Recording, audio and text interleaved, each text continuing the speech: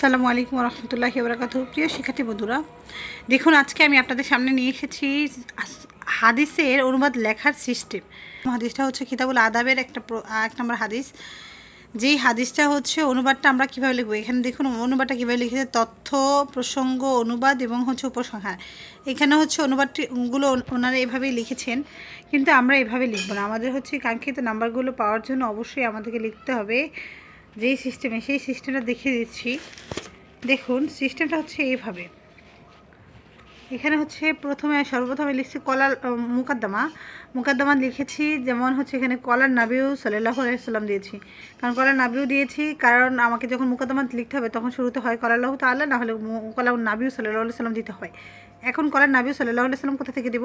যে হাদিসটা এসেছে সেই হাদিসটার মূল কথা যেইখানে আছে সেই মূল কথা থেকে একটুখানি হাদিস তুলে দেব।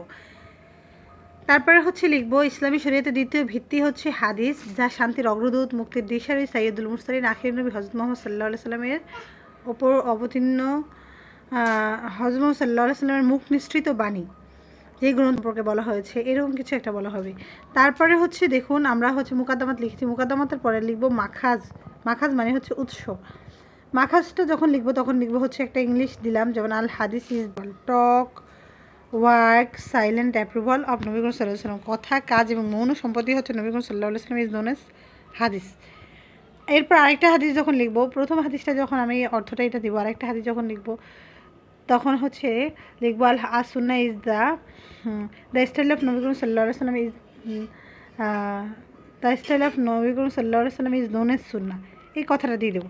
তারপর হচ্ছে লিখলাম মাখাজের যে মূল কথাটা লিখতে হবে, যেমন আলোচ্য হাদিসটুকু হাদিসুল শরীফ এর বাবুল ঈমান অথবা কিতাবুল আদাব থেকে নেওয়া হয়েছে। মুনাসাবা মানে হচ্ছে অত্র হাদিসে কী সম্পর্কে বলা হয়েছে, ঈমানের বিষয় সম্পর্কে আলোচনা করা হয়েছে, সেই বিষয়ে হচ্ছে হাদিস, যেখানে হচ্ছে হাদিসের অনুবাদটা লিখতে হবে।